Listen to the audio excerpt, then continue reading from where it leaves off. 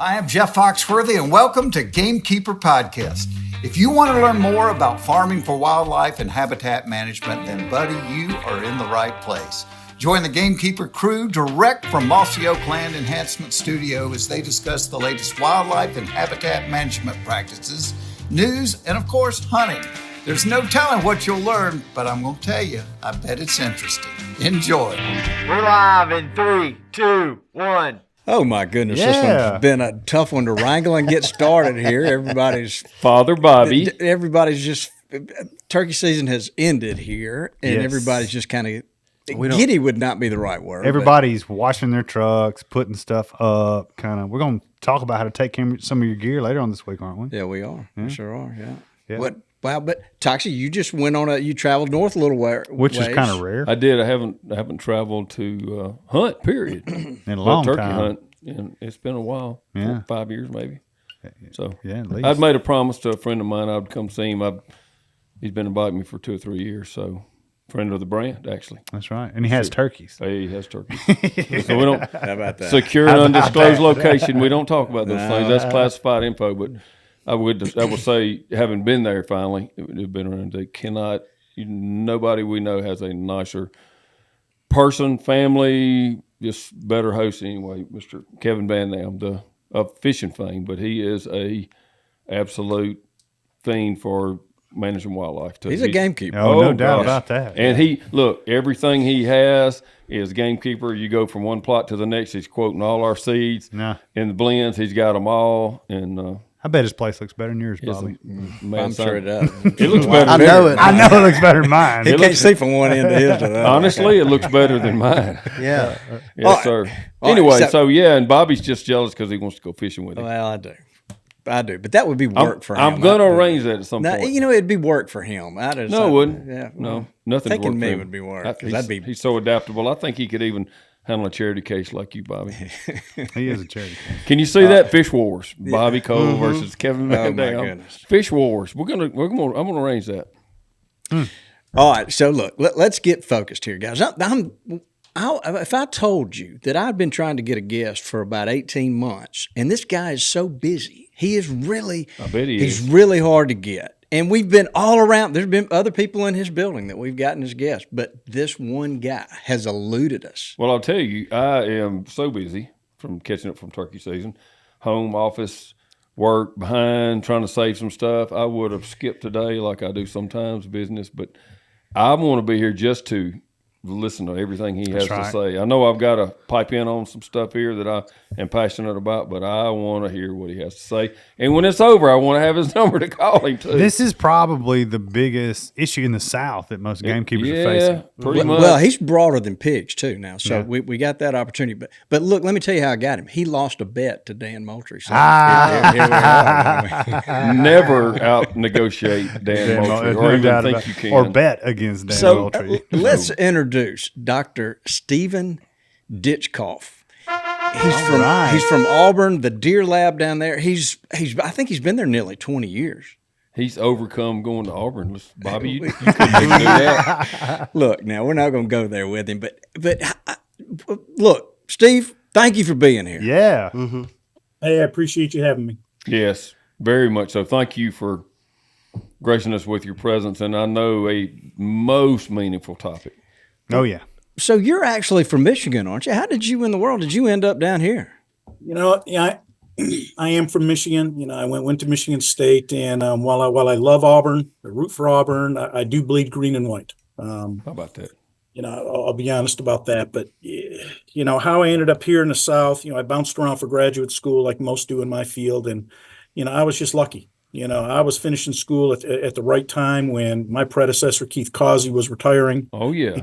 And, you know, I guess during a moment of desperation, Auburn settled on me. And you know, pretty much the timing was right. And I could not have picked a better place to have ended up. Oh, that's great. I believe that. Yeah. Man, that's big shoes, though. Big shoes. A lot of deer killed in Michigan. Mm-hmm. You know, it was a shock coming to the South. It's, you know, we had a 16-day gun season in Michigan. You know, then I went to Maine. We had a 30-day gun season. Then I was in Oklahoma. We had a 9-day gun season. And then to show up in Alabama, where Wide in open. 2001. It's a good shock, right? No, well, I mean, the deer season was shocking. When I looked and it opened up, I think it was October 15th and closed at the end of January, and you could shoot 2 deer a day. Only one could be a buck. And I just said, gosh, it sounds like squirrel season. Buck and a doe a day. I remember those that's days. over with now. That's right. Yeah, it was, that was a shock to me. But, it's just, different attitudes, different opinions, or, similar attitudes and opinions, but a different culture. Yes. When they say that, they talk about football, being important down here, but I tell you, white-tailed deer, in the southeast is just it's just crazy. It is. But I remember looking at statistics and data, especially early on. But I would say I know this is true around the turn of the century, 2000s and more. I just hadn't studied it lately, but we thought that the center of the universe, as far as hunter saturation, was right here, Mississippi. But I started looking at top states, number of hunters, number of licenses, and it had been Pennsylvania for a long time, and then it's Michigan, number one. So I was trying to make people understand as far as just the marketplace. Mississippi, Alabama, Georgia, all added up together just to equal the number of hunters in Michigan. That's right. So if it hadn't changed, it may have changed, may have shifted, but it was Michigan, then Pennsylvania, then Wisconsin, then Texas. Big as it is, was like third or fourth. Yeah, supposedly, like on opening day of deer season in Michigan is the largest standing army in the world. Yeah, I don't doubt that, and I bet you the second largest is Pennsylvania or Wisconsin. Yeah. And that's probably the biggest difference is there's that week to 2 weeks or that opening weekend is absolutely crazy. It sounds like a war zone out there. My first deer season, I sat there in a blind and I just said, I just hope I make it out alive. Definitely wearing your orange, huh? I can remember Sure. some friends of ours actually owned a meat packing plant in Wisconsin, very well-known name, but I don't have to get into all that. But anyway, the story was back in the day, they were bought by a big corporation, and they mandated, they had always given the week of deer. I think they had at the time, they had 1 week deer season. It was like 9 days, Saturday to Sunday.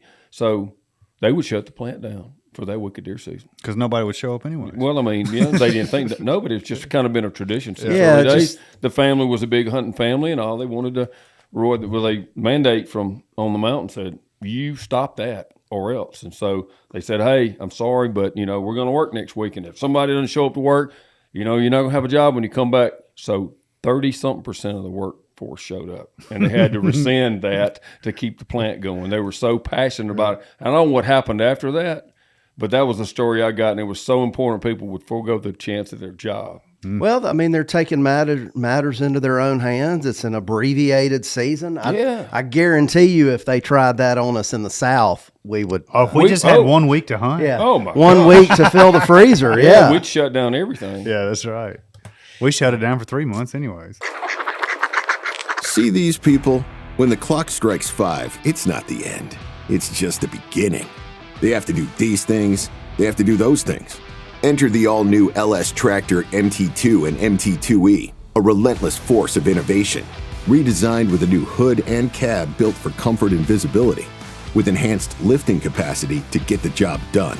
Making these people the ones everyone else calls those people. Visit your local LS Tractor dealer today. Moultrie has pioneered the game management category.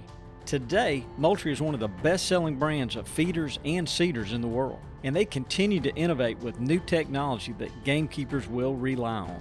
Moultrie products are always field-tested and designed for hunters by hunters, combining forward-thinking innovation with time-tested practicality. Moultrie, first in feeders since 1979. All right, so guys, Moultrie is offering our listeners a 15% site-wide discount at MoultrieFeeders.com. Use code Mossy Oak with a capital M, Mossy Oak, at MoultrieFeeders.com and get that 15% discount. Look, guys, let's turn our attention to Wild pigs. Yeah, wild pigs. The whole Feral problem. pigs. It's such a big problem. But, Steve, tell us a little bit about you and the research that you've done and just kind of, none of us enjoy talking about this, but I think we need to educate everybody about what's going on. Well, a little bit about me is, I've been doing research with wild pigs, I guess, just about 20 years now. And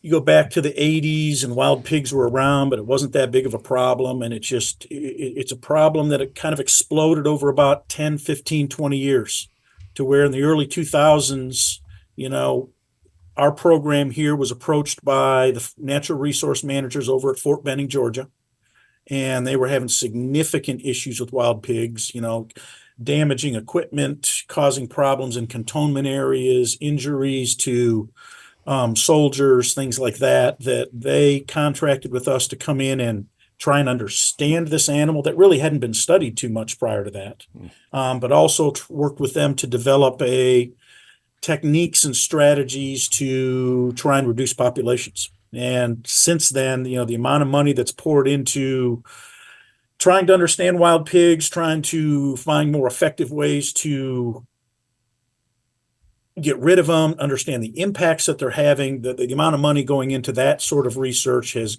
risen significantly in the last 20 years. How big of a footprint do they have across the South? I don't know if it's so much of a footprint as a blanket. You go all the way from North Carolina to Texas, and there's very few counties in any of those states that don't have wild pigs. Wow. That's sad. And that's a substantial change from the 1980s, considering that these animals have been around since the mid 1500s. It was just been the last 30 years or so that their range has just expanded considerably. That's wild to think how, any particular species can practically lay there dormant for years and years and years, and then all of a sudden figure out how to become invasive. Well, when I got here to, started at Auburn in 2001, the general thought was that this was a critter that showed low site fidelity, that they wandered on the landscape, that if you harassed them over here, they would move somewhere else. Once we started studying them, we found the opposite to be true. They show high site fidelity. It's really hard to run them out of the country. And if you go back and think about it now, they originally dropped off in, the original pigs in North America were dropped off by Hernando de Soto and his crew back in the 1500s. Yeah. They show high site fidelity, so they do not move across the landscape very quickly. It was, when I talk about this in class, it was the advent of cable television is really what caused this. Cable televisions came with outdoor shows and all of these things, and then all of a sudden, you have 24-hour, hunting channels. ESPN back in the day had 8 a.m. to 11 a.m. hunting and fishing shows. And all of a sudden you needed to start to fill airtime. And it wasn't just deer hunting and turkey hunting anymore. We started putting stuff on about pigs, and people started realizing, wow, I could have wild pigs and have something to hunt in the summer or hunt in the spring when it's not deer season. And people became aware of it. And it was cable television and television shows and magazines where all of a sudden people started releasing pigs all over the place. I tell my students, pigs don't move across the landscape very quickly, but they move on the highway at 70 miles an hour. Mm-hmm. That's right. I've always thought that the opposite, and you just taught me something. But ours started from somebody releasing them here. And it's an infestation. Yeah. A bad. Yeah, the ones that we have here, Steve, are you rarely see anything, but they're just jet black. Yeah. And some of them have some red on them. I was going to ask you that, because I grew up, say, in even the late 60s, in the lower Alabama River basin, and there were hogs everywhere, but they were all clearly just like feral hogs that had gone wild, and they were still kind of wild, but they're nothing like the ones we have here. The ones here are some kind of different, subspecies. They say they're Russian or whatever.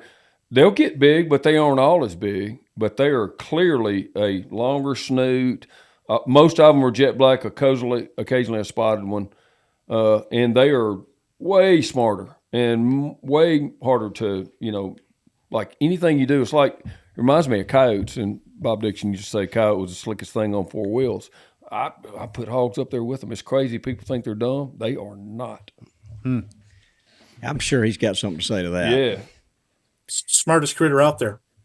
There's no doubt about it. Crazy. Smarter than people walking around out there. It's like, they talk about artificial intelligence, like they were programmed, and they reprogram every time you do something. They counteract where it's crazy. So has it gotten like that, Steve, to where can you still differentiate different types or personalities in populations, or are they all pretty much just crazy, wild, mean, scary pigs now? It's it's a critter that, I mean, they've done really well because they revert back to their wild state fairly quickly. You can take your naked pink pig, turn it loose, and then they talk about 2 or 3 generations, and it's really taken on those wild characteristics. Start to get slim in the hips, broad in the shoulders, a lot of hair. You start getting those striped piglets, all that sort of thing, and they take that revert back to that kind of genetic that phenotype very quickly. And so, but with regards to the different colors and this and that, it's amazing. You can go across, you can move 20 miles and you can go from a almost primarily black group, pigs, on properties where 20 miles away you see everything that look like Oreos to spotted to red to yellow to black, where you have high diversity. And you don't have to move very far, but it all comes from that original stocking. What were the pigs that were released in that area? Because they're not moving across the landscape quickly. Okay. So if they were almost all black, a certain kind of genetic line that was released here 20 miles away, if there was something that was introduced that's different, they're just going to have different physical characteristics, at least in terms of color. That's the obvious. But you do see it in tusks, snout length, that sort of thing. Okay. Landy, look like you got something. Well, the pig that Hayden harvested this year was blonde with black spots on it. And I think we talked about it internally, and we thought that could have been maybe where a domesticated pig and then commingled with wild pigs and ended up that way, or is it possible that that's just a variation upon in the wild? It's I mean, you go back to to the names, and we've used all these names already. We've been using the term wild pig, we've been using the term feral pig, and we've also used the term wild boar. Mm-hmm. Wild boar is technically the correct term for Eurasian wild boar, the native wild species that's in Europe and Asia.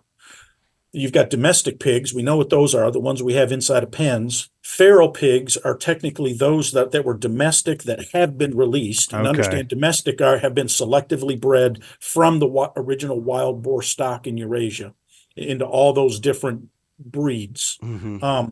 So you have feral pigs. Wild pigs is kind of the umbrella term that we utilize here in North America and in other introduced places, so that it covers purebred Eurasian wild boar, if they're there, which is, there's very few populations that are actually here. It covers feral pigs, and it covers the hybrids of the two. Gotcha. Okay. So we got a gumbo of pigs. Yeah. I think it's largely Melting the wild, pot. Yeah, because I mean that spotted effect you talk about is the only difference I've seen, pretty much. Yeah. But it's been common since they first walked into the door. And it was here. in a group of pure black hogs, but it was the big boar. It was kind of crazy. So he made a comment a moment ago about pigs about their having a high sight fidelity and kind of staying put. And when I think about it, you see deer run over all the time, but you rarely see a pig on the side of the road run over. I saw one the other day and thought about you, which is the first one I think I've ever seen. Yeah, They're pretty slick. Steve, gotta be that slick. I mean, do they not cross roads? No. I think I think they're crossing roads, but you've got a little bit difference in terms of the way that they're kind of spatially laid out in the landscape. If you have 30 deer per square mile, you essentially have 10 different groups of 3 does wandering around. And if you get into the breeding season, when you're finding most of your deer vehicle collisions, you've got 30 different does all singly, or, and 10 different bucks, whatever it is, all kind of running around individually. You got 15 pigs per square mile, maybe, and that may be high density. Well, that's 15 pigs all moving in one group. So you don't have 15 opportunities to hit them. You've got one chance to hit them when that group runs across. So normally you're not just hitting one, you're hitting a group of them. And I think you've got a lower density, number one, but number two is you have them moving as a group. So your probability of encountering an individual, you're either going to encounter a bunch or you're not going to see any. Yeah, and also with the breeding style is different. You got a harem breeding system, and so you've got individual males moving around and defending that group of females, as opposed to individual females walking around advertising themselves. When you're talking about deer, you've got individual does walking around advertising themselves to males, and individual males running after those does, which is causing you get a lot of a lot more road crossings. Yeah, that makes complete sense. it Never does. thought about that. Yeah, and they're really does. they're in a group, so They got you know, more they're eyeballs looking looking at out the car, for each too, other yeah. too. Yeah. Steve, do you eat these wild pigs? And I do. All right. Yeah. Do you take any special precautions, or is there something that you go? Talk to us about Yeah. like, is there one that you go, oh, I'm gonna eat that one, and then there's there some that you go, nope, not gonna eat that one. I mean, my preference is just to stick with the sows, or young boars. I'd prefer to just stay away from the boars just because of the amount of hormones. There's two things there. Number one is they're just a little more gamey. They've got a stronger taste, that sort of thing. But number two is there are some women, for whatever reason, that have a strong aversion to eating boar. There's something hormonally there, is my understanding, that Wow. you can feed a female to them, but they can't tolerate the male. And That's so interesting. everything that I do, I try and use the females. I think it's a little bit better flavor. That's So, interesting. but you asked about precautions. I think it's really important that folks that are out there understand that there's two diseases in particular that you can get from wild pigs. There's more than two, but there's two that kind of really stand out. The first is brucellosis. Yes. Brucellosis it's a reproductive disease. It's associated with the reproductive organs, but you can also get it from blood. It has the potential. It's a zoonotic disease so that humans can get it. It's not a good deal. It's my understanding that, you can get this through cuts on your hand. There's an individual I know that got brucellosis that swears he got it from a splatter of blood that got in his eye. And so all of my crew that works with pigs, I want them wearing gloves when we're handling them. Any sort of samples we're collecting, that sort of thing, is real important that they're wearing gloves. The second thing is trichinosis. Most of us, anybody our age, my age or older, is familiar with trichinosis. You always make sure that you cook your pork well, because trichinosis was in the meat. The domestic pork industry in the United States is now trichinosis free. So if you're eating domestic pork in the U.S., you don't have to worry about getting trichinosis. So the old rule of well-done pork is not a necessity. You can cook it a little more medium rare if you want, something like that. Wild pigs do have trichinosis. As a result, you have to cook your wild pig meat well done. I think they say 165, but there's also some other rules. You can get it up to 160 for a certain length of time, or 150 for a certain length of time. I don't remember what the rules are, but I just always make sure that mine's cooked well. Okay. Feral hogs wreaking havoc on your land? Take back control with Big Pig hog traps. Our traps are designed for maximum efficiency, ensuring you reel in more hogs with every setup. And our traps can handle even the biggest pigs, giving you peace of mind. Quick, easy, one-person setup means you're always on the move, always ahead of the game. Safeguard your land, protect your crops, and preserve your native wildlife. Visit us online at bigpigtrap.com and reclaim your land with Big Pig traps today. Yeah, Dudley, you've eaten a couple of recently, some cut off some hindquarters and smoked them, hadn't you? Yeah.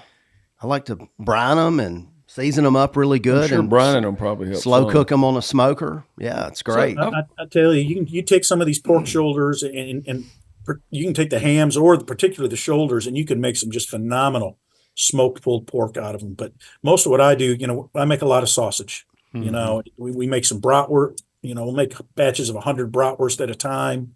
And to me, it makes the best sausage because it's not just the scraps. You're cutting out the back straps. You're cutting out the hams. You're making this sausage out of the best meat available instead of the worst meat out of domestic pork. So I don't have a lot of experience. I don't have any experience eating bear, but I've always been told, and I don't know the truth to this, is at certain times of the year, the meat tastes different. So maybe they're on a lot of berries, or they're eating a lot of fish. Does that hold true with pork, that you can tell that, certain times of the year it may taste better? I'm not. That may not really be in your expertise. Know, but I can tell you this: when they make, I don't know if any of you guys have ever had Iberian ham from Spain. Yeah, the it's acorn. just outstanding. That super thin sliced. Supposedly, those pigs are being fed almost nothing but acorns. And so, I do know that what you're feeding an animal can significantly impact it. what the quality of the meat is. But also another part of that has always been my understanding, at least with deer, and it's got to translate to pigs, is that animal putting on weight or is it losing weight? An animal that's putting on weight has a much higher quality taste as opposed to an individual animal that's losing weight. As they're losing weight, for example, you got a buck that's going through the rut and weight's going down. Weight isn't going down just because they're burning fat. Weight is going down because they're also burning muscle mass. They have to burn muscle mass as well when they're in a negative state of negative energy. Well, when you're burning that muscle mass, there's also all sorts of residue that's going to be through the meat, that sort of thing, and it takes a while for it to come out. So it's my understanding that any animal that's fattening up, gaining weight is going to taste better than an animal that's losing weight. So if that's true, I would want to harvest a sow that is pregnant as opposed to the one that has 8 piglets with her and they're sucking her dry because through lactation and that sort of thing, she's going to be losing weight. So, I mean, I assume it would hold true for pigs the same as it does for other critters. Okay, that's good to know. Completely makes sense. Yeah. And hopefully we're taking enough out of the population. No. You can, you can give them away, but you can also be picky about the individuals that you choose to butcher. I always thought 100 pounds was a perfect weight. 100 pound, actually, isn't that right? That's never had piglets is called a gilt. Isn't that right? I think that's right. It depends upon who you talk to, yeah, but different terms. What's a shoat? Shoat. Shoat. What's a shoat? I think is that, Just isn't that a male? It's a little juvenile pigs. Okay. Right. Called shoats. And how do you spell No, that? it's just all that terminology. We use a lot of different terms. We're generally using just classifying based upon age and size. That's probably more of a vernacular type description of the animal that a scientist doesn't use, would be my guess. Yeah, they come from the pig farming, I'm sure, industry. Which I didn't pig farm, but I worked at Bryan Foods for a very long time in the barn. We killed over 6,000 hogs a day, and I was part of the crew unloading them and caring for them and getting them to the kill floor and all that. So I've been around them a bunch. So I'm going to throw this out, and I know this is y'all are going to fuss at me, including the good doctor here. We don't have to have an excuse for that. No, but so where I deer hunt, we got a lot of pigs. Yeah. But there is nothing that excites me more than to all of a sudden have a big boar show up on camera, or I know he's there. Just a big loner. What in the heck for? He loves to spot and stalk them. He loves to spot and stalk them. I love that. But I know that's not the way to be. I mean, we need to get rid of all of them. He feels like he's, those capstick novels I feel nauseous. read as a kid. Yeah. Honestly, feel nauseous. Death in the tall grass. Well, I mean, we call ourselves gamekeepers. That's a term that originated over in Europe. What do they love to hunt over there? Boars. Yeah. So, I mean, maybe that's just, So, from your is that 10th unusual, great Doctor? uncle who was a king in England. You may have inherited I don't think that. it is. I'll throw a little plug in for a guy over here in Alabama. This was, I guess this was in the early to mid 2000s. A fellow by the name of Mark Haynes wrote a book called The Year of the Pig. And he asked me to write an intro for it. But what he did was, it was the Year of the Pig, I think in the Chinese calendar, but he went around, I think each month he had a different sort of hunt, and in different states and different places where he was killing pigs. Some of it was stalking. He went over to Hawaii. He did a lot of stuff here in Alabama. He did stuff where he was hunting from stands. And it was kind of an interesting read, talking about stalking and that sort of thing and different ways to hunt them. It's kind of an interesting read that I think you'd probably really enjoy. Yeah, well, If I was getting money from it, I'd really be plugging it. But Yeah, no doubt about it. And then I've heard too, like in California, in the barley fields, that they got a lot of pigs in California, and they want to harvest them. Then they're supposedly delicious, from the barley. and I think Hawaii's got a lot of pigs. Yeah. Hawaii's covered up with them. California's covered up with them. The southeast, all the way from Texas to, North Carolina, slightly north of there. We've been doing a really good job. Wildlife Services and the individual states have been doing a really good job of stamping out some of these little remnant populations in Ohio and Michigan and New York and things like that we're starting to eliminate those and actually make some progress. There's hope on the horizon. That's always good to hear. So talk to us, like what if a landowner in Alabama calls and he's got a couple of 100 acres and he's got some pigs? What kind of advice are you giving them? I mean, right now, your options are trapping. People say that, you can get rid of them with hunting and this and that. You can't get rid of them with hunting. There's just not enough time in the day. But, if you employ, good trapping strategy, and you're utilizing whole sounder removal as a philosophy, to go after pigs, then you can be effective in reducing or eliminating pigs on your property. If you're talking about somebody with only 100 or 200 acres, they're at the mercy of their neighbors. There's no question about it. And I'm going to encourage them to get with their neighbors who more than likely don't want pigs and start to cooperate with this. Go in as a team to buy traps. Go in as a team and work together to trap these animals. Where if we're neighbors, I'm going to come over when you're out of town. I'll check the trap on your property. You check the trap on my property when I'm gone. But go at it strategically and as a team, and you can start to hit a lot of acreage. My crew. This is around 2010, and we were working at Fort Benning. I had 3 guys working for me. They cleared 20,000 acres at Fort Benning. It can be done. Trapping. And it's harder some places than it is others, but you can make progress. There's no question. Quick question on the 20,000 acres. Are there pigs there now, or Yes, they came back? Yep. There was a guy that was here during the Fox Fest. All those people that were here for a couple of years ago from the Fox event. Fest, the event, and there was a guy from Fort Rucker, Alabama, that I ended up sitting down and talking to for quite a while, and by the time I finished talking with him, I was depressed at how many pigs they had down there on that military base. Was it some of the natural resource guys down there? Yes. J.B. Bruner? I think it was, yeah. Yeah, he was at the Burt, I think is his name. Yeah, we've done some work down there, and they have a lot of pigs. It was just crazy how many he said that they had. So now here's the information for you that is really going to get Toxie upset. So Can't get any worse. This information's not out there. So this is kind of hot off the press Give him a stuff. pencil out. We've been doing work with USDA Wildlife Services has been funding research here at Auburn since I think it's 2017. And the initial work that we did was to take a look at the impacts on white-tailed deer populations and turkey populations. Mm-hmm. And we did some work with water quality, how many acorns they're consuming, some things like that. But the deer and turkey is the stuff that's probably most interesting to this crew. We could not detect a population level impact on white-tailed deer.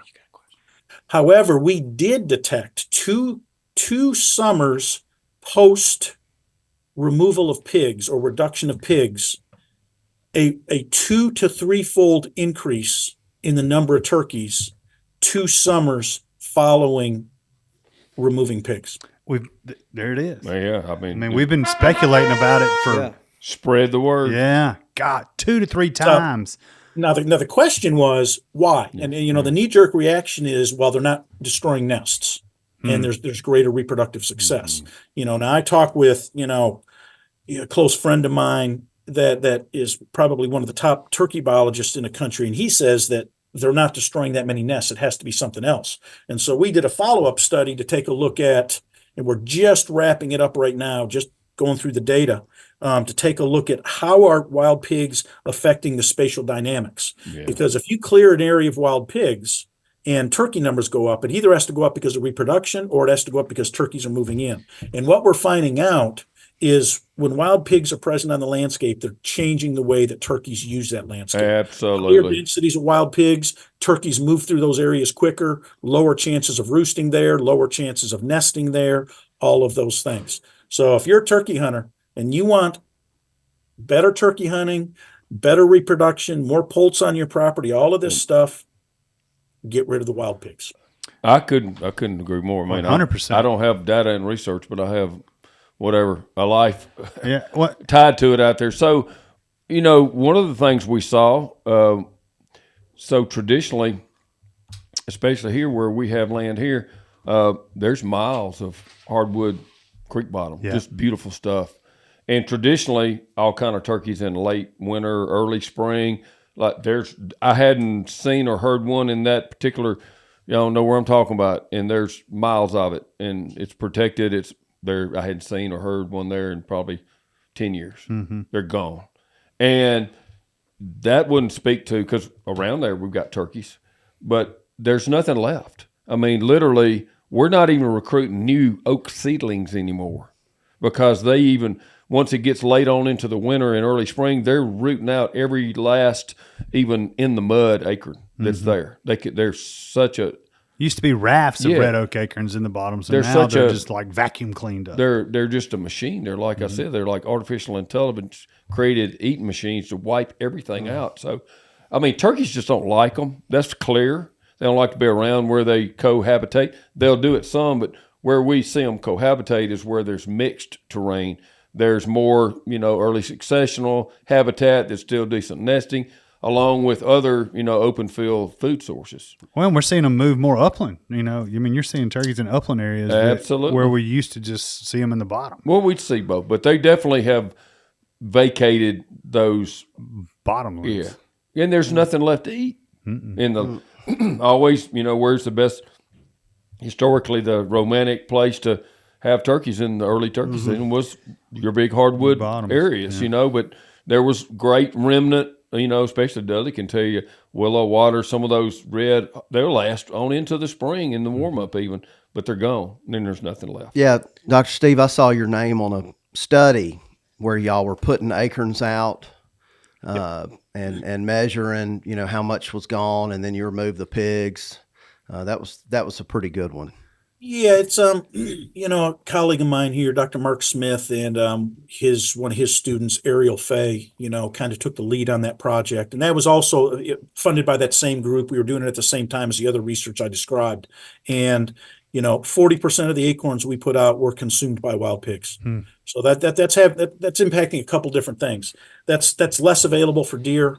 That's less available for turkeys. That's less available for squirrels. That's less available to, reproduce, become seedlings.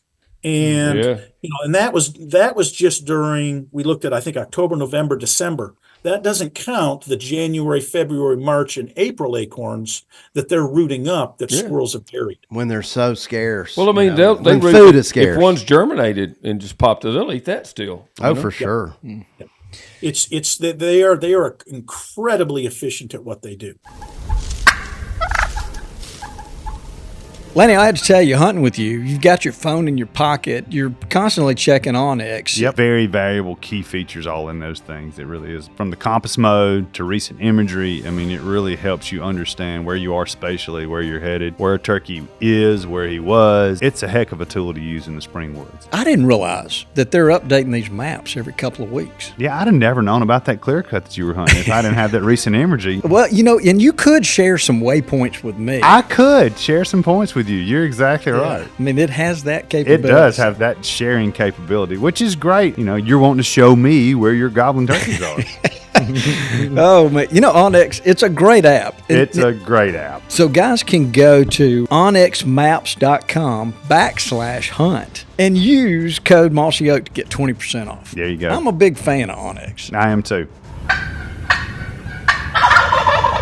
So yeah, this too, but people can hear. So where the cabin is, there's probably 50 or 60, about 60 acres of open fields we kept to, plant like beans or corn, or stuff for wildlife. And so I can remember, and it's been 10 years, we, with a, like a 8-row planter, we planted all 50 acres of it in corn. So excited about trying to grow that much corn. They went right down the rows. They wiped out all 50 acres in just a day or two. So when it finally germinated, at first, that's what I was going to make the point. They were so efficient. Then when you ride by, if you look out there maybe 100 yards away and look at what you planted, didn't look any different. You didn't see a bunch of piled up rooting, or they went right down the rows, and you had to go look to see that it wasn't a planter. They were just going right down the rows, barely disturbing the soil. And I would say in an acre, what do you plant? 25,000 an acre or something like that is a population of, I think that's right.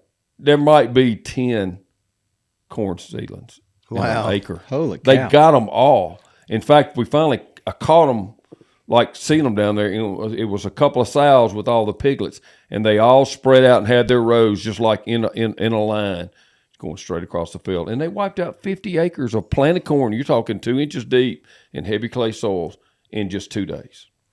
Unbelievable. Do you hear that often? We do. We hear a lot of it. It's You get corn, at that time, you get corn, after it's tasseled out, they're going in and just rolling it down. Yeah. And, peanuts is the other one. Oh, I There's bet. a lot of damage to peanuts when it's planted and after it's, the peanuts have matured. Yeah. So, Steve, is it now in today's environment, if a guy's caught hauling pigs to another county and turning them loose, there's got to be some punishment for that now, isn't there? It depends upon the state. That was legal in Alabama until recently, but it was, Is they cooler heads prevailed. do they punish that with like the electric chair, or is it just the injection? Well, they've made it illegal. Back in the day, you could trap them, you could take them home and fatten them up to eat. But that was the loophole that everybody was going through when they were moving pigs and dropping them off other places. So they made that illegal here, at least in the state of Alabama. It's illegal. One thing, And so one thing of note, because I knew this because of we sell wild game, the butchery, Gamekeeper butchery. You can order wild game and get it shipped to your house, but it's all farm raised, which is delicious. But the one game animal that you can sell is hogs. Is that correct? All across the country? I think it depends upon the state. Okay. I think it depends upon how it's I know they get a lot of it classified. sourced out of Texas. Yeah, but that they one- actually that's a- harvest wild hogs and sell them. It's a USDA approved wild pig processing facility in Texas. I got you. Yeah. That's where it comes And, from. and to be honest with you, Texas is wishing they hadn't done that. That's what I'm hearing. Because the problem is, it was a really ingenious idea. All the, these ranchers in Texas are putting so much money into controlling pigs that somebody came up with the idea that said, wow, there's a market for wild boar meat. Yeah. We can set up these processors to where if I go out and trap pigs, I can set up like a trailer that I can run them into live, transport them there, and maybe get 40 cents a pound on the hoof. Well, gosh, if I can catch a sounder of pigs, I might have 800 pounds of, 500, 800 pounds on the hoof there. Right. So I'm generating $300, $400, $500 to offset my costs of the damage they're causing, that sort of thing. The problem is, a lot of people are contracting this work out. And so you'll get these contractors come in, and in addition to being paid to remove the pigs, they're hauling them off. But there's not much incentive to take that little piglet in there to the processor. And so they're turning those loose because that's going to be the next group of pigs that's going to fund what's going on. And those so now sorry dogs. it's like a bounty program. Yeah. The people taking advantage of the bounty don't have the same objective as the bounty program, and as a result, it doesn't work. Wow. Never thought about that. So what about Missouri? Do you keep up with how they're managing their pig population and what your thoughts are on that? I'm not real familiar with Missouri, but it seems like I was talking to somebody recently that said, if I remember right, and don't quote me on this, I seem to recall them saying it was pretty messy. Okay. I've There were just a lot of pigs. Kansas is very unique, and so is Right. Tennessee. my understanding is Missouri has cut out, us being able to hunt them in a lot of areas, and the And gov. that's what I was going to say about Kansas. Kansas had it right from the start. Kansas has really not had a pig problem because it's been illegal to hunt pigs in Kansas all along. As a result, there was no incentive to release them to establish populations. Wow. You can go trap them, but you can't go hunt them. So Tennessee followed suit, and a lot of states have looked at this and said, is this the right way to go? And so a lot of the northern states that have eliminated them or have hardly any pigs are saying, okay, it's illegal to hunt them here. We won't create an incentive, or the problem won't get worse by people moving pigs. So Tennessee did that same thing. In the eastern part of Tennessee, Great Smoky Mountains, there's a lot of pigs. Western Tennessee, there's not. They made it illegal to hunt pigs in western Tennessee, but it's not illegal to shoot them in eastern Tennessee. Wow. Remove the incentive to move them there. Yeah, that seems contradictory, but It does. it sounds like it works. Yeah. You can't shoot them, so you take the fun out of it. I've made this statement online before, that about this, and I tell you, there's some folks that really take their pig hunting seriously, and they get really upset about it, and I can understand it. If you want to Absolutely. take away something that I love dearly, I'm going to be upset about it too. Sure. I understand and I sympathize, and I know there are people that are just crazed for hog hunting and stuff too. But the problem is they overwhelm everything else. I'm not trying to get rid of hogs because I favor my turkeys or my deer or everything, ducks, whatever, so much. It's that you can't achieve a balance. there's no way for us in our habitat the way it is here, we cannot achieve a balance. And I mean, not without 24/7 warfare on them. So they have just completely overwhelmed all of our stuff. The only way I can grow just about anything for wildlife is to build a hog fence around it. And it's so bewildering. I'm telling you, bewildering is a great term for how I feel about it and all. And actually, for a while, I was having great luck just establishing clover because they wiped down all our food plots. Yep. So I put, the advent of cameras, you can see, okay, there's a field that's kind of grown up. Oh, here comes somebody spraying. And you just see the history of the food plot. I've got this in Alabama, got it in Mississippi. And, okay, it's sprayed down or it's disked up. And then you see a planter and you see a fertilizer and you see all things for food plots. And then right after that, you'll see like squirrels and turkeys probably digging up some seed. And then a little bitty bit of green pops up and there's a deer and another deer. I mean, as soon as you get any green, you see deer. Turkeys are still around scratching in it, a few deer, and then hog. Next day, a couple hogs. And it's good, when it's gotten really, really green and maybe 6 inches tall, and then the next thing you know, in a couple of days, there's 30 or 40 or 50 hogs. And all the pictures, every picture you take, hogs, just a different configuration of all these hogs. And within just a day or two, it's white to the ground, and you don't have anything else much to eat for the rest of the winter. And they graze, don't think they don't graze. They're opportunists. And I was having great luck getting by that, keeping the deer like I needed to with clovers. And so just in the last year or two, they've adapted to that, and they're eating and rooting up all my clover fields. And so there's nothing left I can do. It's so bewildering. And we try to trap them, but we just are cursed with the kind of habitat that's almost impossible to get them out of, Well, that makes I said we were successful at Fort Benning, and there's some places that you can be successful, and there's other places that we've worked. It's hard. I mean, it's really, really, really hard to knock those numbers down. Yep. So we always hear about there's the trap companies telling you, okay, we're going to wait until you get that whole sounder underneath that trap, and we like those traps that you go up in the air, Doc. It seems like we've had success with those. But I wanted to ask you, so if you've got a sounder and there's 12 pigs and you got 10 of them under there, and you just can't get those other two, would you recommend you go ahead and catch those 10 and get those out of there? What's your thoughts there? It depends upon what your objective is. If I'm a farmer and I want to get the crops out of the ground, and I'm at that time, I'm going to remove those 10, so I've only got 2 out there eating. I just need to knock those numbers down. If my objective is to eliminate that entire sounder because it's part of my strategic approach to make an area pig free, then I want to wait to get those last 2. So it just depends upon what my objective is with the trapping in the first place. Yeah. I think it's important that we understand, and it took a while for me to understand this, that we can't just measure success with pig control as we eliminated them or we didn't. Because if I'm a producer, if I'm an agricultural producer and I've got crops in the ground and I can go out there and get 90% of those pigs, my goodness, that is really going to help. That'd be incredible. Woo. Yeah. Where I used to think you've got to get 100% or you've been unsuccessful. I just don't think we can have that philosophy. No, because you're never getting. Depends upon what your objective is. It is be almost impossible to get 100% of them. Mac, look like you got a question. Yes, Doc. Is there any cost share programs with state agencies that you're aware of on the trapping of pigs? I'm not familiar with state agencies having cost share, but USDA NRCS has had multiple programs that have cost share. And it depends upon the states that you're in. I'm not real familiar with the programs, but these programs they've included things like purchasing traps. They've included things, and they have different rules. But USDA NRCS is probably the place to go to see what sort of opportunities there are out there for cost share and whether or not any existing programs are available in your area.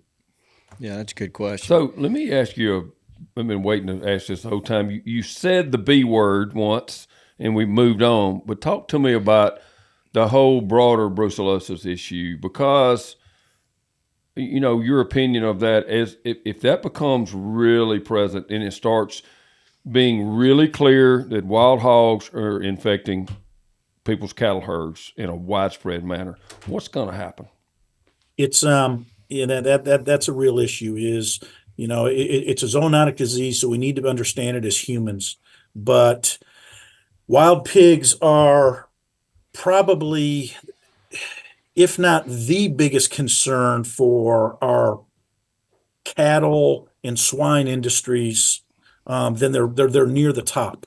And brucellosis is of concern. Brucellosis is fairly prevalent in wild pig populations across the country. But brucellosis isn't the big one that they're concerned about right now. It's African swine fever. Wow. That's the one that they have huge concerns about. And that's actually going to be the next project we're doing with USDA Wildlife Services.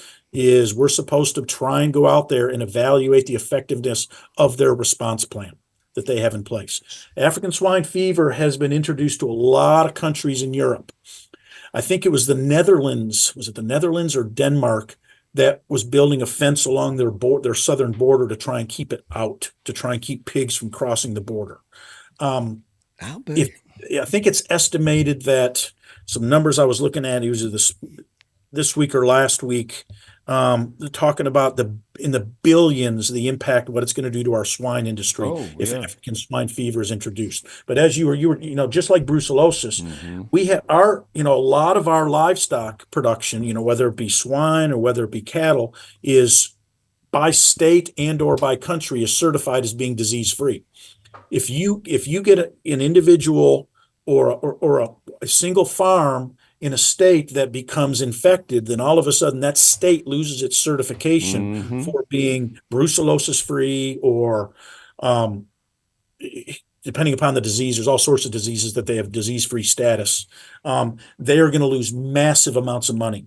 And as a result, now they can't sell their pork the same way that somebody else can. And so brucellosis with cattle or brucellosis with swine, it's a big deal. Here in the state of Alabama, some of our swine producers with Alabama Farmers Federation, told me a number of years ago that if we ever had brucellosis or some other disease introduced to our swine herd here in our domestic swine in Alabama, it would probably kill the industry forever because we have so little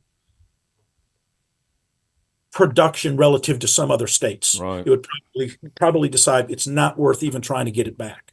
You go to some place like Iowa, and while here it wouldn't be a massive loss economically from a national standpoint, you go do it in Iowa, and there would be a massive economic loss. Missouri and too. That industry would come back because of the whole infrastructure that's there and the dependence upon it, the state.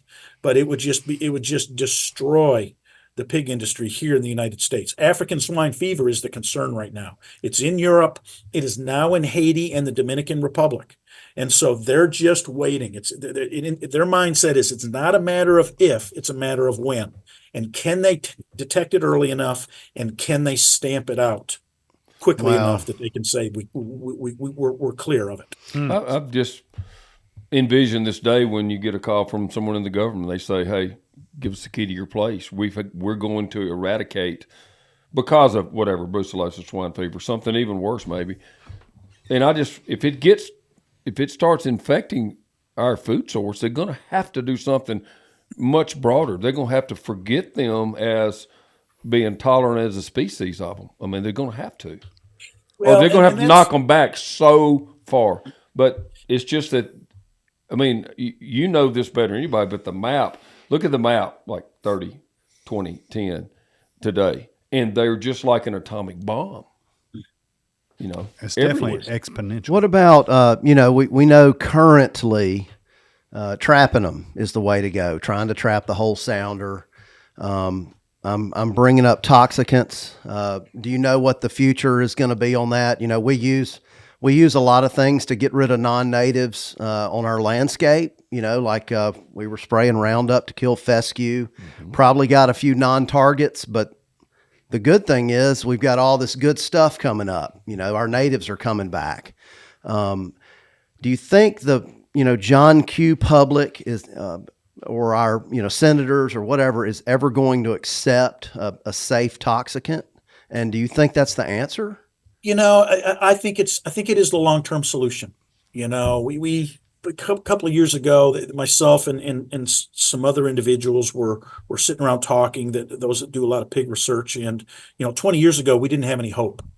We have hope today because of the toxicants, because of the positive impacts we've had in some of the northern states with trapping. But toxicants is what is going to tip the scale here in the South. There's too many pigs right now in Mississippi, Alabama, Georgia, Florida, Texas, California, Hawaii to really have an impact. You can have an impact on an individual piece of property. You can have an impact over 5,000, 10,000 acres, but you just can't get enough people together to cooperate on anything. And so your impact is going to be very spatially limited because of the manpower that's required. Because number one, they're difficult to trap. Well, they're fairly easy to trap, but it's difficult to get the entire sounder in there because what we talked about earlier, this is the smartest critter on the landscape. And that's the whole reason for whole sounder removal. It's not to get the 8 out of 10. It's to make sure you don't leave the 2 because you've just educated them. Yep. They're harder to get the next time around. And so toxicants is the thing that's going to tip the scale. And there's 2 toxicants out there that are on the horizon. Number one is kaput, which is a warfarin base. The other is sodium nitrite. Kaput has been approved by the EPA. It has been approved for use.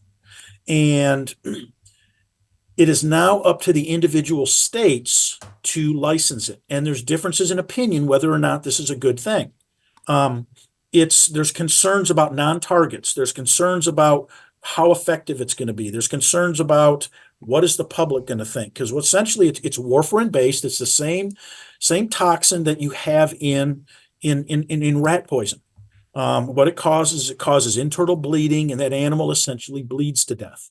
And so there's some questions of whether or not it is a humane way to go. But it is a legal toxicant from the federal government perspective, and individual states have to decide whether or not they're going to use it. There are certain rules for use. The other toxicant is sodium nitrite. They're trying to get this one across the finish line. USDA Wildlife Services is working very hard at this to try and show that it's not affecting non-targets, that this isn't happening, that isn't happening. They're having success in some cases, and they're not having as much success with the non-targets in other cases. It depends upon the time of year, it depends upon how it's put out, that sort of thing. And so they're still working through all the kinks. The sodium nitrite is an extremely humane toxicant. Essentially, it works very similar. My understanding is it works very similar to carbon monoxide poisoning, and these animals just go to sleep. But I mean, super effective is you can go out, and just us that's on this broadcast, we could probably cover 10,000 acres, and we could get rid of 90% of those pigs in just a few nights. You put it out there for you train these pigs with a placebo bait. Essentially, it's the same bait without the sodium nitrite. Then you go in one night, you put it out there in special feeders, you pick up the extra bait in the morning, and it's like you get 90% of the pigs. 3 days later, you go in and hit them again, you get 90% of the remaining. 3 days later, you get the remainder. So if you got 100 pigs on your property, you get 90 the first night, you get 9 the second night, you're getting that last one that probably 7 days after you started. So there's hope on the horizon. So you asked me about small landowners earlier. My advice is twofold. Number one is trapping is the only tool you have today. You can go out and shoot them all you want, and you can pat yourself on the back for making progress, but you're not really doing too much. Trapping is the way to go. But I'm also going to start making friends with my neighbors and making cooperatives, because they're not going to come in and worry about my 100 or 200 or 500 acres. But me and all of my buddies that have 10,000 acres, we're going to have a pretty good case that we should be one of those first areas that we come in and target. That makes a lot of sense. That makes sense too with a lot of people we've talked to. Exactly what you just said is the best possible move for managing deer too. Mm-hmm. We've had so many people, and they have tremendous success in great deer hunting on smaller properties, but they cooperate and work with their neighbors. So for many, many reasons, including enjoying it more, that's a great idea for everybody to be doing, is getting kind of cooperatives with their neighbors. So, Steve, what kind of time frame are we looking at for either one of those baits? Kaput could happen tomorrow in any particular state. It just depends upon where you are. I haven't kept up with which states have said yes and no to it. I thought I heard that there was a push for it in Texas. I don't know if they've signed off on it or not. The sodium nitrite, I don't know. 5 years ago, I was told 5 years from now. They've hit a couple of bumps in the road trying to get the formulation just right. My hope is that 3 to 5 years from now, we have that. But like I said, hope is on the horizon. You know, we have tools today that we can be somewhat effective, but it's coming. Do you think when it does happen, either one or both, do you think it will happen where the general public can administer it, or will it be you got to go to school and get certified first, or do you think it'll be government officials or wildlife? How do you think it will? My guess is at first it's going to be probably government officials that are doing this. Right. You know, they're going to say, and that's my assumption would be that's part of proof of concept. So Okay, animal damage control people. This kind of reminds me of the boll weevil project back in the 80s and 90s. Well, they got animal damage control people taking out beavers, you know, now and stuff in places. So I mean, my guess it's going to be folks like wildlife services, that sort of thing. Right. But it could quickly expand into, I become certified after I go through a training. Right. I understand the liability of not doing it the right way. You know, the problem is you where you may be concerned about non-target impacts on your property and you're going to do it right. The next person doesn't care and is just going to distribute on the ground. And, you know, it's like a bomb going off. Because it will be, you know, anything that consumes it is going to be lethal. Yeah. So in other words, if you were in South Alabama and a black bear ate some, that's probably going to kill the black bears. You eat black bears and songbirds and turkeys, because some of these baits, understand, you know, may have a seed-like component. Mm-hmm. Well, you get songbirds and turkeys that are in there, you know, pecking at those seeds, and somebody's dog, you know, whatever the things are, non-targets is a very important part of this. It's going to have to be effective in terms of reducing non-targets if the general public is ever going to accept it. Absolutely. We can't you can't have that. You can't have other species or dog. You know, you just can't. Hadn't the nitrite hadn't it been successful in Australia? Yes, but the thing is, in Australia, they were putting it in baits that nothing else ate. They tried those baits here. Everything in the world ate those baits. Huh. And as a result, you couldn't, it's the bait formulation that's the issue. It's not so much the sodium nitrite. Sodium nitrite is a food preservative used in foods that we eat all the time. Bacon has it. Yeah, Bacon's we just consume it at a level far below what is going to negatively impact us. This is a highly concentrated relative to what tolerance is, but it's the bait formulation. How do you get it in a bait that it's not impacting other critters? The problem they've been having is, you know, you toss something like a granola bar in the mouth of a pig, and there's all sorts of little crumbs popping out, and it's the little songbirds that have been the issue. It's not other critters. And you know, the reality is a songbird is just as important as a raccoon, is just as important as a turkey, is just as important as an elk. You know, in from a conservation perspective, and that's what's happening there. Yeah. We had a guy from LSU a couple of years ago. Well, there was articles that they received a patent on the kaput. You know, like whatever it was. It was a gel, the delivery system. Yeah, it was like a golf ball size gel, you know, whatever. In that, one of the students had come up with maybe carp or something, dried carp remains. Oh, that's right. I forgot about that. And so nothing, you know, that didn't mean they could get approved yet, but supposedly nothing else would eat it but the pig. Now, I can see a raccoon eating that. Or honestly. like he said, you know, birds eating the little bits and pieces that fall off. The chops. Yeah, because they're talking about using some AI technology and cameras to actually open the feeders up when pigs are there instead of other things. But to your point, if they're crunching on it and birds are flying down and getting it, you'll still have non-targets. That's the issue, and it's the remains the next morning. You know, they're coming in at night and they're eating it, but it's just they pull their head out of the feeder, and when they're chewing it, there's crumbs falling. You're getting those songbirds, and that's where I was saying if you don't have those seed-eating birds there at that time of the year, it's not a problem. But if you're doing it at certain times of the year where there's lots of migratory birds that are in, all of a sudden you could have a massive impact. So there's like I said, they're having real success. The tests they did here in Alabama, you know, worked great.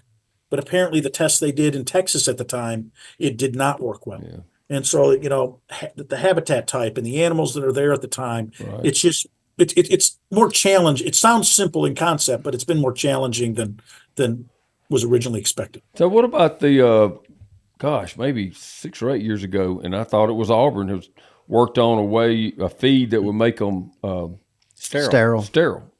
That was Auburn. I was involved in that research, and this was worked with some folks over in the vet school. You know, they it was their idea and it was ingenious, and we got a limited amount of funding to begin to develop an oral species-specific contraceptive. There has never been an oral species-specific contraceptive developed for any species on Earth. Right. Human contraceptives are not species-specific. We just control who consumes it. Right.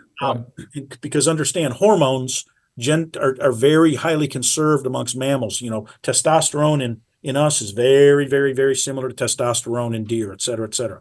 And so these toxicants, the contraceptives that they were developing here was an oral species-specific contraceptive. Every step that we took in the process of development was given a green light, thumbs up. This is going to work. Wow. Essentially, what they did, we ran out of money, and we have not been able to find an individual or a group that would come in and say, we will help you get this across the finish line. Oh, my gosh. It's about the USDA or the government to push that one across. The USDA, Wildlife Services, that falls in there.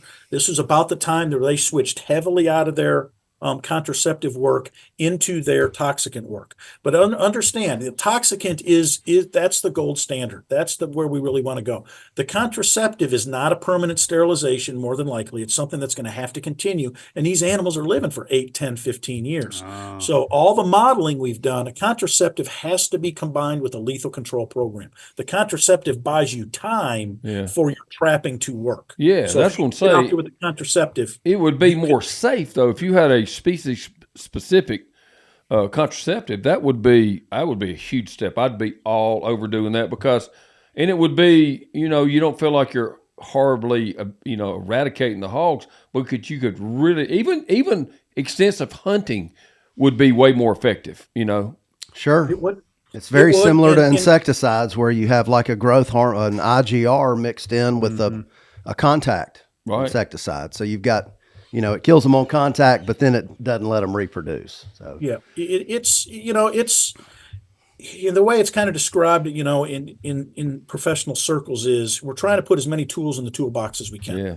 Toxicants is one of those tools that's going to be appropriate for some circumstances, not appropriate for others. Contraceptives is another one. It would be appropriate for some circumstances, not others. But contraceptives in and of itself is not going to be effective, despite what a lot of our animal welfare, animal rights groups would like us to believe. It's not a long-term solution. It's something that you have to maintain. And in the case of pigs, you have to combine it with some sort of trapping program to be able to drive pig numbers down. Absolutely.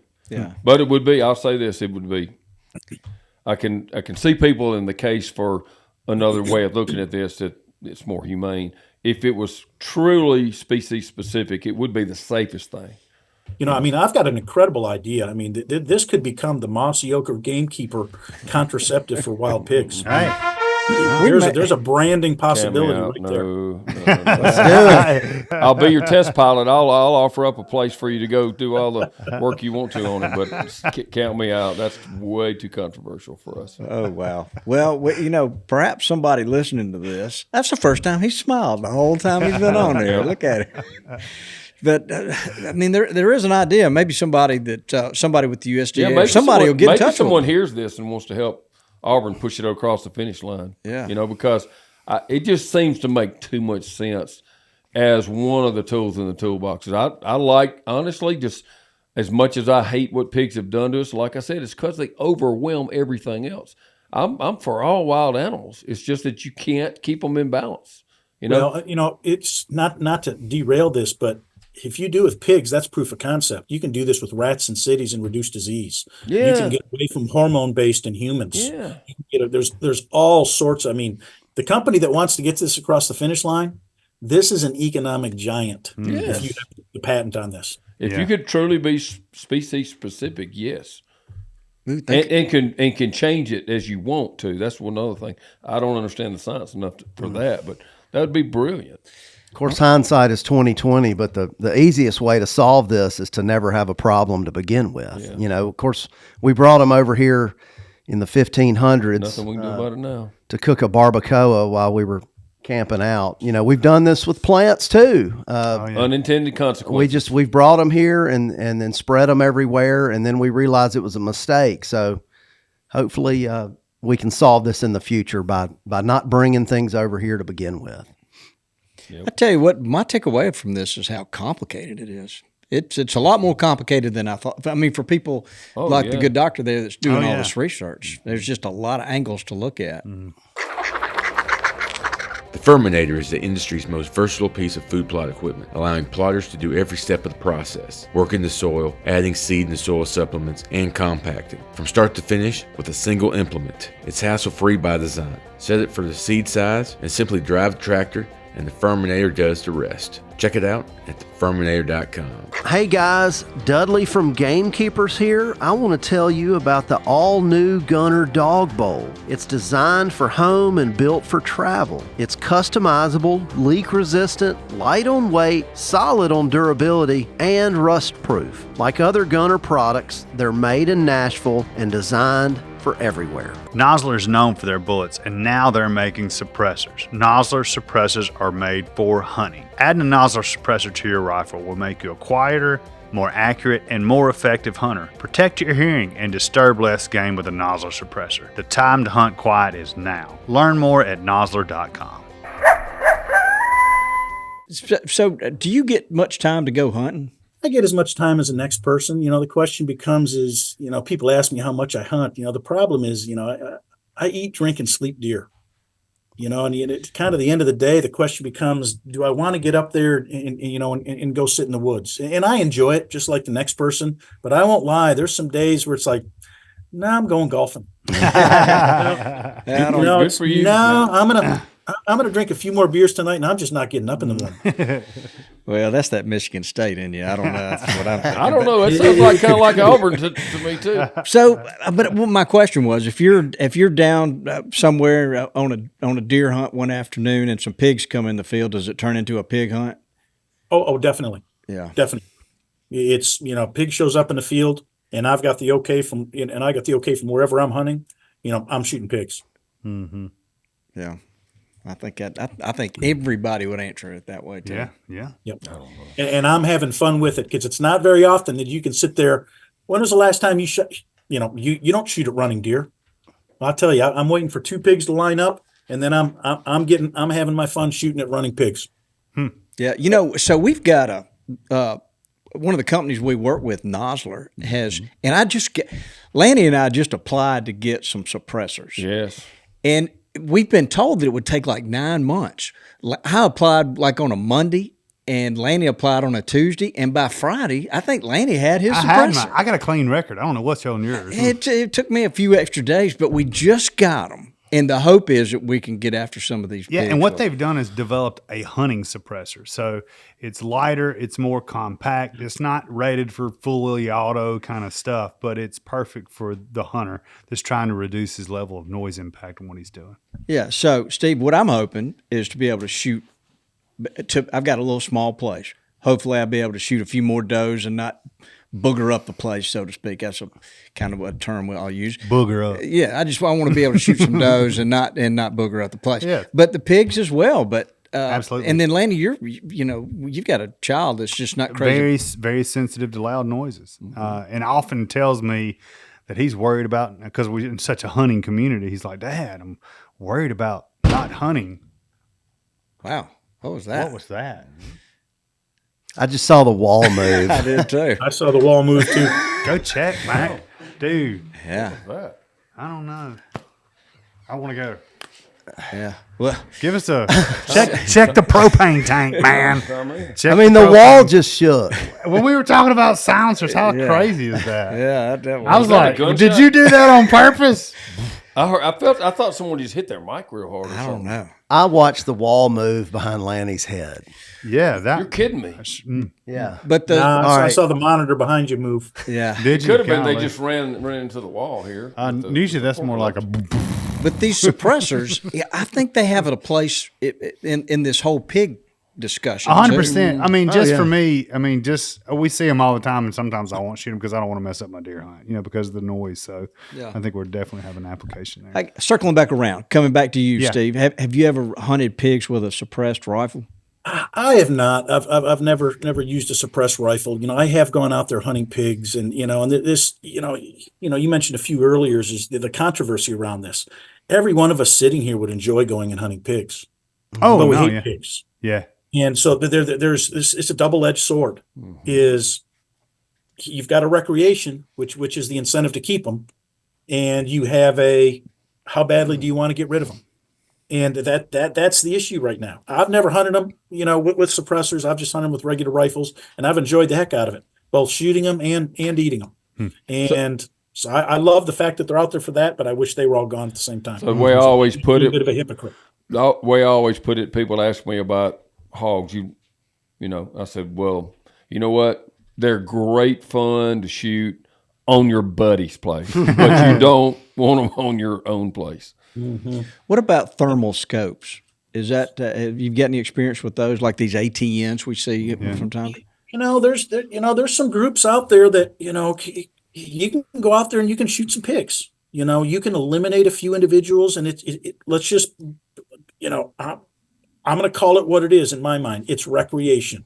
It's not effective pig control. Yeah. That makes Now, sense. if you go trap 8 out of 10 out of a sounder and there's 2 remaining that are trap shy, yes, you can go out there with a thermal scope and you can pop them off of a bait pile, the ones that didn't go in the trap. And so it's another tool in the toolbox. Just understand it's lower on the list as far as being an efficient tool. Yeah. Good answer. If you didn't get them all, I remember one of the really smart hog trappers way back when would always, if they think they didn't get them all when they went to get pigs at night especially, they would go as soon as they dropped the trap. He said, come in quietly. They had thermal, binoculars and all, and they would scan to be sure, because if you didn't get the other ones, they would usually be really close by trying to hang out with their group. And if you could kill them first, then you would have them all still. So they would try to do that. It might be smart for people to do when they're trapping. If they go, don't just blow in there in your truck. Just stop and slip up to it and observe first. Well, and that's where whole sounder removal. It's really based upon cameras. It's based upon knowledge of what pigs you're trying to target. This is a group of 10. I want to get all 10. These smart traps that are sending pictures to your cell phones are amazing tool They are. to go out there and say, boy, I've got 10 out of 10 in there. You can get them. There's multiple companies making them, and they're really good products, all of them. But sometimes only 9 out of 10 are going in there day after day after day after day after day. And so maybe you get out there with the thermal scope and you say, okay, I'm going to close the gate when 9 out of 10 of them are in there, and I'm going to crack number 10, the one that refuses to go in the trap. It is a tool in the toolbox. I just think we need to be careful about the glorification of pig hunting is what has led to this problem. And Very good I think statement. I'm looking at mindset needs to be, how do we get numbers down? Yes. Not how do we use it as a means of recreation. Yeah. Makes sense. So here's one that's going to become probably more controversial. It's just starting today, and I hear of uses for wildlife census. Very, very accurate wildlife census. The thermal drone. So from what I've seen from stuff already, I know a guy bought a place and paid a guy to do a survey, and it was like, there was at this particular time there was 37 white-tailed deer, there was 22 turkeys and 28 coyotes on this property. I mean, that was done with a thermal drone at night. And I've seen there's people that I think it's legal, but they'll use them to try to find a wounded deer or a deer they can't find. And I saw some video sent to me. They were looking for this deer the guy described, and next thing you know, it's like a thermal video of that deer fighting with another deer that night, so they know he didn't touch him. It's amazing what you can get there. So I'm just wondering if that could be used to identify there's a whole sounder, and at least maybe you do a census of what the pigs are there. I'm not saying we're going to have some kind of thermal drone to wipe them out like warfare. Dropping napalm. But I wonder man. what use you might have for that to really know what's going on, because part of my problem is always a mystery to know what's going on. Well, we have, we've gone through and we utilize game cameras to essentially survey populations. And we're pretty confident that we're getting 95% plus of the individuals on a piece of property on camera. You can, because they show high site fidelity, you've got a high enough density of cameras out there, you can get these pigs on bait piles. You're going to know what's there, with the exception of some boars that are wandering through. So give or take a handful. The thermal drones, we're doing research with those right now. We got a 430 acre deer research facility, and the methods that we're using, and we don't have the data in any form yet to make it public, but it's scary accurate, the numbers that we're getting in terms of estimating deer populations. That's awesome. When we've done this in other places where there's pigs, you can tell the difference between deer and pigs. Not by the shape, but by the fact that those pigs are all in a clump, Right. and all bedded together, or they're all in a line moving. And so it's very, very, with the exception of a lone boar that's wandering around out there, you can tell the difference between those. What's going to be neat coming down the road is with the AI. Right. Artificial intelligence is going to enable us to be able to fly drones. The technology on drones 10 years from now, thermal cameras, is going to be far greater than it is today. Much more accurate, in terms of greater resolution. Artificial intelligence, you can go fly it. You'll be able to throw that in the computer. It'll tell you what you have out there.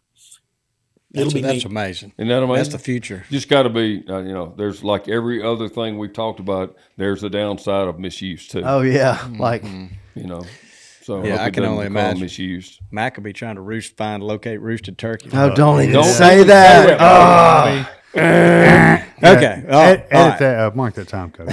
Look, Steve, we've enjoyed having you here. Now we're not going to turn you loose yet. We got a couple. I got things. one more question. We got one more question over here, Steve. Go ahead. I'm sorry, Steve. So, from what I understand, obviously you've mentioned you do a lot of deer research, and from what I understand, you've done a little bit of research on how the moon phase or how moon phases affect deer movement. Can you tell us what you know about that real briefly? What we found when we took a look at this was there is something to these solunar calendars. And understand, solunar calendars were developed in fisheries. Mm-hmm. It was developed with fisheries data. And so the way where the moon is and where the sun is relative to one another is influencing tides. And so there was the original research was done with fisheries. So we went out and we used solunar calendars to take a look at deer movement. And what we found is there's something to them. But what our data showed was it was the exact opposite. Wow. The periods that it was saying this was a low probability. Our data was suggesting it was a high probability of movement. And so, and bear with me, it's been a while since I've taken a look at those data. But there's something to them, but it's not exactly what they're selling, at least as far as what our data has shown. And this is where I think science is important. Somebody's got to get out there with a different data set instead of the data set that we used. Mm-hmm. And now that I'm thinking about it, maybe I'll have one of my students do it. Go grab some different data sets.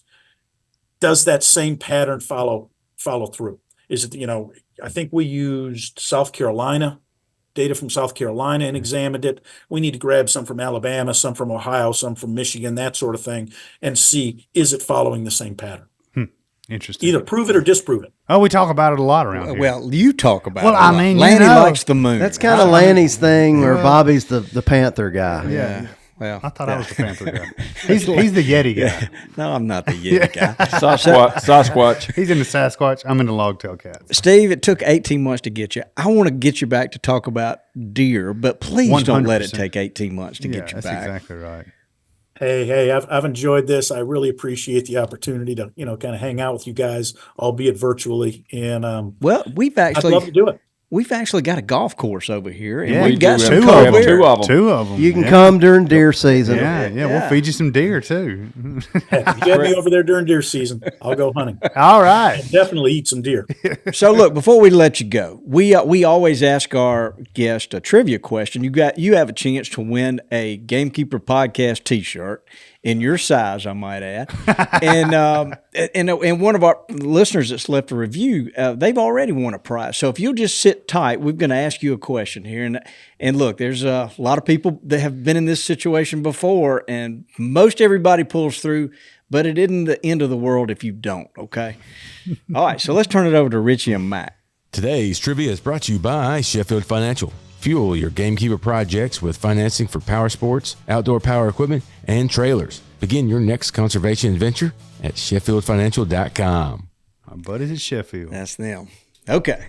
So, Mac, tell us what all the details we need to know here. All right. So, Doc, you were playing for Deer, It's What's for Dinner, who left us a review. What?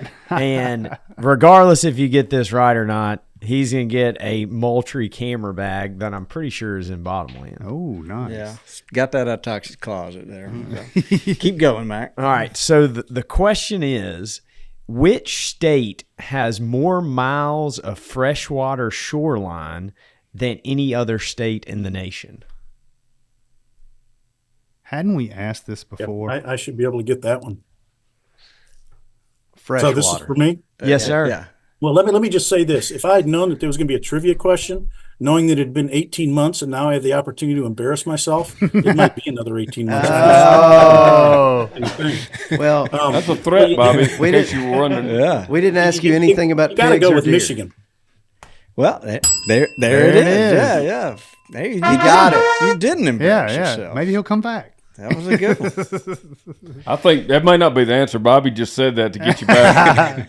No, I think that is. Isn't it? Now, I remember us talking about That's this, it. and I got it Yep. wrong like 72 times, and I think we ended up. Well, so I started trying to find a trivia question around Michigan. Then I had a presidential question about Michigan, and Mac evidently thought his question was better. I'll give him that. But ask course him it was. as a bonus. Ask him the other question. Let's just see if he knows it. You ask it. If there you you go. don't think Well, mine yeah. was There you good, go. No, Yeah. yours was good. But what president? Thank what you, president was not elected president? I may not be wording that right, but Oh, I think I know this. there's one guy that was not actually elected to be voted to be president What? of the United States now. I think I watched the there's kind of a documentary on this. There's kind of a Michigan tie to And this. he came from Michigan. You're talking about Ford, right? I'm talking about There Ford. it Yeah, is. Is Gerald that the, Ford. from Nixon? Yeah. When Nixon resigned, Right. Ford stepped up. Yeah, so he wasn't elected. So look how smart this guy is. Well, Just lucky day. I don't know what to tell you. Batting 1,000. We Yeah, like it. That was a lot of fun. So we'll get your size. We'll send you a T-shirt there, and probably send one if you have a Yeah, he should get another one for significant other. a hat for the second question. sure or something. should. There He you sure- go. There you go. So look, before you go, I look around the room. What did we learn? And I learned Toxie is bewildered about all these fish. I am. Right? Trap. I think, honestly, Trap. he has affirmed there's hope coming, I think, more than anything. That really was. That made me smile. to Yeah, hear it made him- me smile, too. For someone in his position to say there's hope, Yeah, that there's gives hope. me hope. Yeah, it does. Keep the pressure on. And if somebody out there wants to part with a little bit of funds to help them get over the goal line, I would think it would be a great product to have that sterilization. A lot of bit of fun. Species-specific contraceptives. Yes. Yeah. And it goes across all religions. Doesn't have any problem. Mac, great trivia question. Have you got any? What did you learn here? You got to stay after them. That's right. I mean, and everything kind of goes back to a joint effort with your landowners. Yeah. I mean, Good Oh, point. we didn't let him say this. So tell us when you, and I've heard this before. I want to hear the number from you. So if somebody has two on their property, male and female, what's the number about if you just let them go and there's just two, you don't worry about it? What could they become in, say, whatever it is, 5 years? Oh, I mean, that number's astronomical. I mean, if you've got enough space, I mean, that two's going to turn into hundreds, if not more than that, obviously, but, I mean, the biggest thing, and some people don't realize this is an animal that was selectively bred to maximize reproduction. It was designed for two things. It was selectively bred for meat quality, but to maximize reproduction. And this is the most prolifically reproducing large mammal on Earth is what we're dealing with. You got an individual, a female can have 2 litters in a year. She can have 3 litters in 14 months. And those litters are anywhere generally from 4 to 6 piglets is what we find in the wild. They can be sexually mature. The number they use is 7 months, but we have seen pregnant females as young as 4 months. Wow. Goodness. But if you compare this to deer, say, and we know that deer populations can grow quickly, a female deer will have 1 fawn on her 2nd birthday. When a female wild pig turns two at the same time, she might have had anywhere from 12 to 15 piglets. Well, guess what? The 12 to 15, most of them have had some too. Mm-hmm. Yes. So it's just an explosion. it's exponential. Yes. Wow. That was my point, just so people know that, and not to scare everyone. That's how. But he said they're all different. There's some habitats that you could keep them in balance because of the way it lays and it's more upland or whatever. But there's certain habitats they have no business ever having 2 on it. Yeah. Because you'll never control them. Dudley, what'd you learn? I learned a lot. Nothing specific. Yeah, it was good. Steve, we enjoyed having you. Yeah. And so, guys, if they want to follow you, so the Auburn Deer Lab, do you have an Instagram handle or anything? They don't allow me on social media. They say it's not safe. Lucky you. That I can't be controlled. So now the best way to get a hold of me is through my email address. And if somebody's going to just Google Auburn Deer Lab, and you're going to be able to find me. Okay. All right. Dr. Thanks for the work you're doing. Thank Yeah. you. Yes, sir. Very much so. Yeah. We appreciate No, it. thank you for having me, guys. I really enjoyed it. Love to do it again sometime. Awesome. I think Dr. that's Steve. a thumbs up, Bobby. Yes, it is. A Dr. Steve Ditchkoff thumbs Thumbs up. up. Well, all right. We How about like it. that? We enjoyed it. Yeah, we did. Thank you so much. So I'm looking around the room. Why don't you say goodbye, Dudley? Goodbye, Dudley. Get us out of here, Richie. Thanks for tuning in to this week's episode of the Gamekeeper Podcast. And be sure to tune in again. Subscribe to Gamekeeper Farming for Wildlife magazine, and don't miss the Mossy Oak Properties Fistful of Dirt podcast with my good buddy, Ronnie Cuz Strickland.